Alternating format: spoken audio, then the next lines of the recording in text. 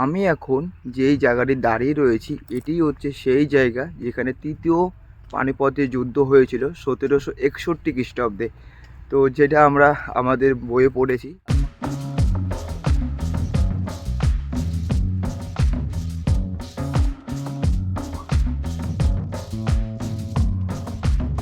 এসছি পানিপথে দেবী মন্দির। তো আমার সামনে রয়েছে দেবী মন্দির। তো এই দেখো,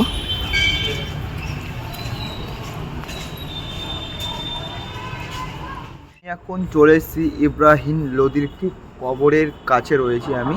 তো এই কবরটি দেখো, কোনো যত্ন নেই, কিচ্ছু নেই, ইট সব ভেঙে পড়ে যাচ্ছে। তো এক সময় ইব্রাহিম লোদি মানে ভারতের শক্তিশালী শাসক ছিলেন।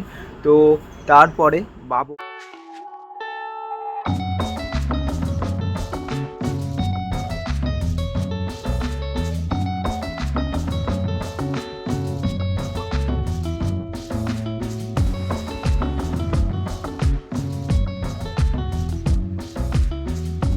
প্যাকিং হয়ে গেছি। তো এখন আমি খাওয়া দাওয়া করে ঘুমিয়ে পড়বো। তো এই দেখো আমার খাবার, রুটি রয়েছে, কলা রয়েছে, আপেল রয়েছে, আরও লেবু আপেল সব এখানে আছে। আমি এখানে সব কিছু থুয়ে দিয়েছি। এই দেখো সব কিছু আমি এখানে থুয়ে দিয়েছি। আর এই যে আমার আজকে টেন্ট সেট আপ, এই পুরো টয়লেট আজকে ওর ভিজে গেছে। হ্যালো ফ্রেন্ড, শুভ সকাল, হর হর মহাদেব, হরে কৃষ্ণা। তো সবাইকে প্রথমে নমস্কার। তো কেমন আছো তোমরা সবাই? আশা করি তোমরা সবাই ভালো আছো। তো আমি রাজীব, ওয়েস্ট বেঙ্গল, কলকাতা নদিয়া ডিস্ট্রিক্ট শান্তিপুর থেকে সাইকেল নিয়ে অল ইন্ডিয়া ট্রাভেল করছি। তো আমি আজ রয়েছি হরিয়ানা। আর হরিয়ানা আজকে দেখবো পানিপথ। তো পানিপথ আমি যেটুকু জানি বা যেটুকু দেখবো, যেটুকু জানবো, সেটুকু আমি তোমাদের মধ্যে শেয়ার করব। তো আমি ঘুম থেকে উঠলাম 7টার সময়। কালকে আমি পেট্রোল পাম্পে ছিলাম। তো উঠে ফ্রেশ হয়ে গেছি, পুরো রেডি হয়ে গেছি। আর আমার বামাটাকে পুরো আমি রেডি করে ফেলেছি। তো এখন বাজে 8:30। তো এতক্ষণ এখন বসেছিলাম, খাওয়া দাওয়া করলাম কিছু। তো এই দেখো আমার বামার সামনে পুরো দাঁড়িয়ে আছে ফুল রেডি। আর এটা হচ্ছে একটা পেট্রোল পাম্প। তো এখন আমি এখান থেকে বেরিয়ে সোজা চলে যাবো পানিপথ। তো এই পেট্রোল পাম্প থেকে পানিপথের দূরত্ব রয়েছে মাত্র 12 কিলোমিটার। তো চলো আস্তে আস্তে পানিপথ দিকে এগিয়ে যাই। আর তোমরা আমাকে একটু সাপোর্ট করো। আমার চ্যানেল নতুন আসো তাহলে অবশ্যই চ্যানেলকে সাবস্ক্রাইব করে দাও। আর যেটা করে দিয়েছো তাদেরকে অসংখ্য ধন্যবাদ। তো চলো ভিডিওটি শুরু করা যাক। এখন সময় হচ্ছে সকাল 9টা। তো এখনও যেভাবে কুয়াশা, মনে হচ্ছে এখন 6টা কি 7টা বাজে। তো খুব কুয়াশা, খুব বাবারে। তো 100 থেকে 150 মিটার পর্যন্ত দেখা যাচ্ছে। তারপরে পুরোটাই সাদা হয়ে আছে। তো এই দেখো কুয়াশাগুলো একবার দেখো, এই দেখো সামনে দেখো। আমি সবার প্রথম যেখানে যাচ্ছি সেখানে পানিপথের তৃতীয় যুদ্ধ হয়েছিল। তো সেই জায়গাটির নাম হচ্ছে কলাম। তো এই জায়গাটি তোমার পুরো হাইড্রোড রয়েছে। আর চারিপাশে রয়েছে চাষের জমি। আর তৃতীয় বিশ্বযুদ্ধ হয়েছিল পুরোটা ফাঁকা একটা মাঠে। তো এই সেই জায়গা যেখানে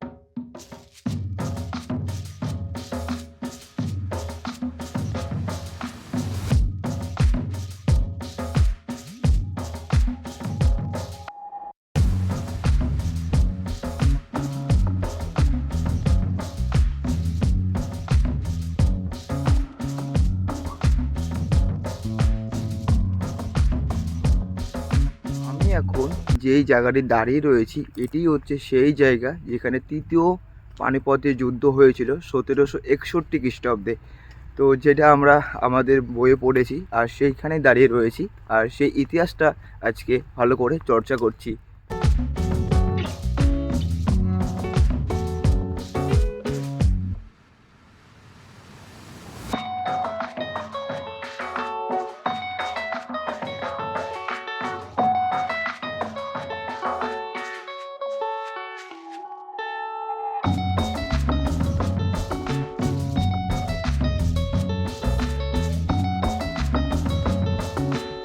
দ্বিতীয় পানিপথের যুদ্ধটা হয়েছিল শহর থেকে অনেকটা দূরে ফাঁকা এক ময়দানে।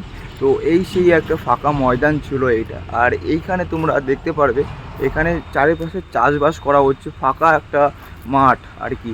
আর এইখানে তোমার সামনে একটা বাড়ি রয়েছে, শুধু একটা বাড়ি আমি দেখতে পাচ্ছি। আর তার পাশে রয়েছে আর একটা বাড়ি। তো আর আশেপাশে কোনো বাড়ি ঘর কিচ্ছু নেই, পুরো ফাঁকা একটা মাঠ। তো এইখানেই তোমার তৃতীয় পানিপথের যুদ্ধটা হয়েছিল। আর কীভাবে যুদ্ধ হয়েছিল, কী আছে, সব কিছু আমি তোমাকে আস্তে আস্তে তৃতীয় পানিপথের যুদ্ধর সময় কিভাবে যুদ্ধ হয়েছিল, কী কী অস্ত্র ব্যবহার করা হয়েছিল, সব একটা তোমার পাথরের উপরে একটা মানে অঙ্কন করা আছে তোমার সব কিছু। আমি তোমাদের সব কিছু মানে দেখিয়ে দিচ্ছি। তো এই দেখো, এইখানে মানে যুদ্ধের সময় মানে যে যে অস্ত্র ব্যবহার করা হয়েছিল সেগুলো হচ্ছে তরোয়াল আছে, তারপরে কামান রয়েছে, হাতির ওপর থেকে তীর মারছে, ঘোড়ার উপর থেকে তীর মারছে। তো এইভাবে মানে তৃতীয় পানিপথের যুদ্ধটা হয়েছিল। আর যুদ্ধর সময় মানুষ মানুষের সাথে যুদ্ধ করেছে, মানুষ মানুষকে হত্যা করেছে। খুব একটা মারাত্মক একটা ভয়াবহ একটা ব্যাপার। তো কিছু করার নেই, শাসক করতে গেলে তো এমন যুদ্ধ করেই জয় লাভ করতে হবে।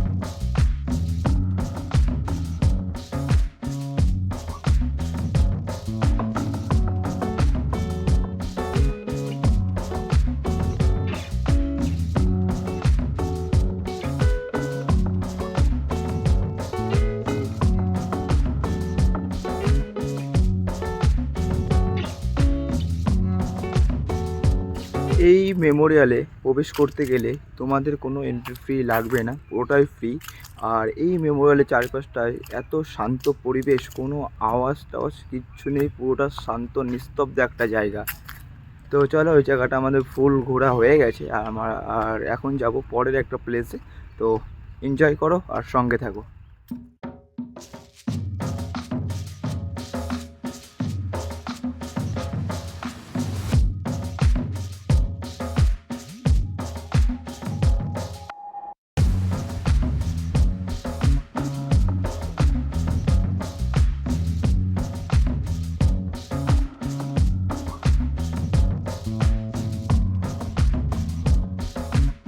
আমি এখন চলে এসেছি পানিপথে দেবী মন্দির। তো আমার সামনে রয়েছে দেবী মন্দির। তো এই দেখো,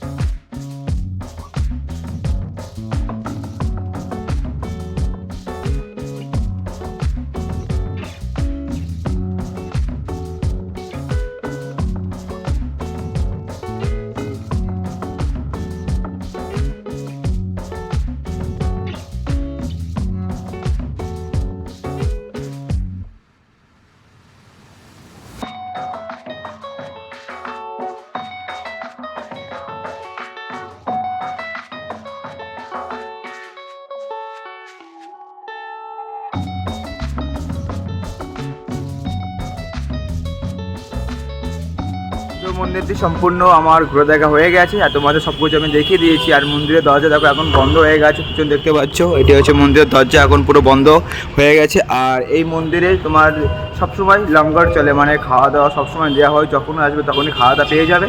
তো আজকে দুপুরে ভোজনটা আমি এই মন্দির থেকেই করে নিয়েছি।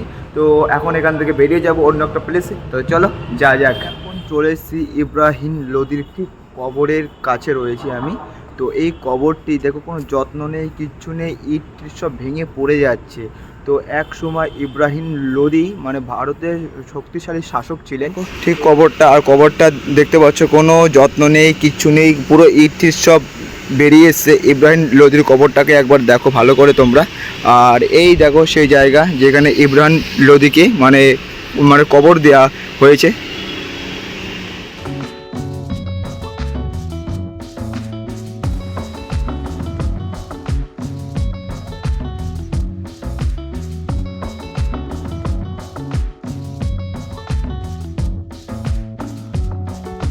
বাবরের সাথে ইব্রাহিম লোদির একটা যুদ্ধ হয়, আর বাবর সেই যুদ্ধে ইব্রাহিম লোদিকে পরাজয় করেন। আর তারপর থেকেই ভারতে মুঘল সাম্রাজ্য উৎপত্তি হয়। আর সেখান থেকে মুঘল সাম্রাজ্য পুরো ভারতকে শাসন করা শুরু করে।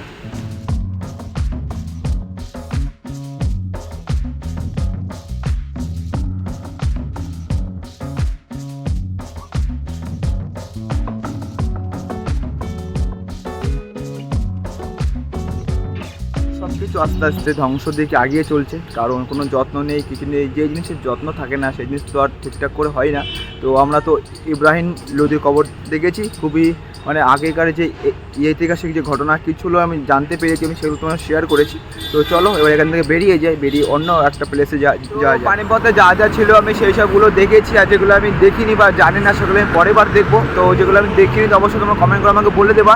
তো আমি এখন পানিপথ থেকে একটু আগে চলে এসেছি, আর এইখান থেকে আমি যেখানে দাঁড়িয়ে আছি সেখান থেকে যেমন দিল্লি আর হরিয়ানার যে গেটটা রয়েছে, মানে বর্ডার রয়েছে, সেখানে তোমার রয়েছে মাত্র 55 কিলোমিটার। তো দেখি আজকে আমি কতদূর কভার করতে পারি। আর মনে হচ্ছে আজকে আর যেতে পারবো না, কারণ এখন বিকাল 4টে বেজে গেছে। তো আর কতটুকু সময় আছে, তো দেখি এখন বিশ্রাম করবো, করে সামনে থেকে এগিয়ে যাবো। যদি যতটুকু কভার করতে পারবো ততটুকু আমার ভালো হবে। তো চলো দেখা যাক। সময় 6টা, আর আমি এখন একটা পেট্রোল পাম্পে চলে এসেছি। আর এই পেট্রোল পাম্প থেকে তোমার দিল্লি দূরত্ব হচ্ছে তোমার 68 কিলোমিটার। তো এই দেখো আমি রয়েছি এখানে, আর এইখানে আজকে আমি আমার ক্যাম্প লাগাবো।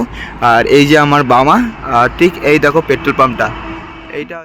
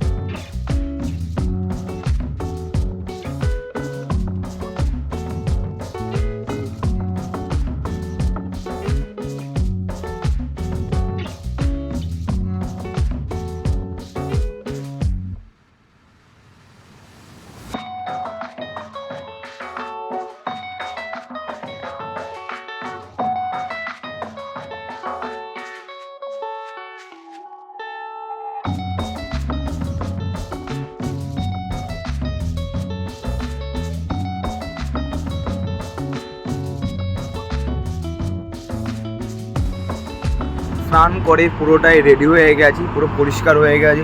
তুমি যত তোমার শরীরটাকে পরিষ্কার রাখতে পারবে ততই তোমার রোগ জীবন থেকে অনেকটা দূর থাকতে পারবে, তোমার শরীরটা ঠিক থাকবে।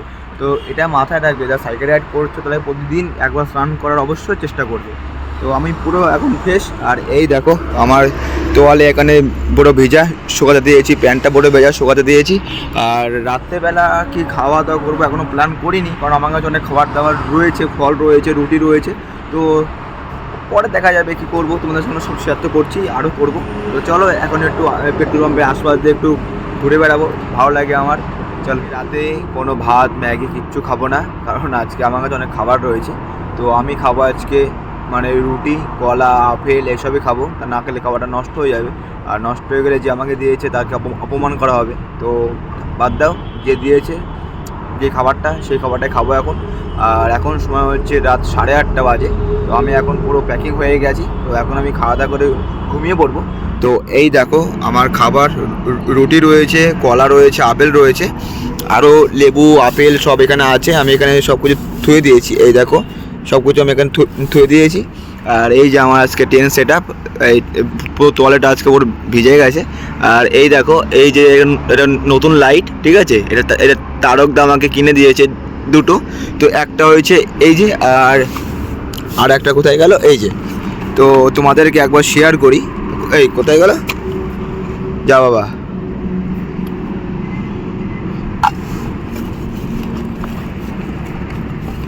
এই যে পেয়েছি পাবো না আবার। এই যে এই লাইটগুলো খুবই সুন্দর, ঠিক আছে। এই দেখো এটা যদি এর পিছনে একটা চুম্বক, কিন্তু ঠিক আছে এটা চুম্বক। আর এটা একবার তুমি চালু করবে, এই যে একবার এটা হাই, তারপরে একটু লো, তারপরে সিগন্যাল। তো খুবই সুন্দর লাইটগুলো। তো চলো আমার ভিডিওটা আমি এখানে শেষ করছি, দেখা হচ্ছে কালকে সকালে আবার তোমাদের সাথে। তো ঈশ্বরের কাছে একটাই প্রার্থনা করবো যেন তোমাদের সবাইকে ভালো রাখে, সুস্থ রাখে। আর তোমাদেরকে অসংখ্য ধন্যবাদ আমার চ্যানেলটিকে সাবস্ক্রাইব করার জন্য, পাশে থাকার জন্য, আমার ভিডিওগুলো দেখার জন্যে। চলো tata, good night, enjoy your life.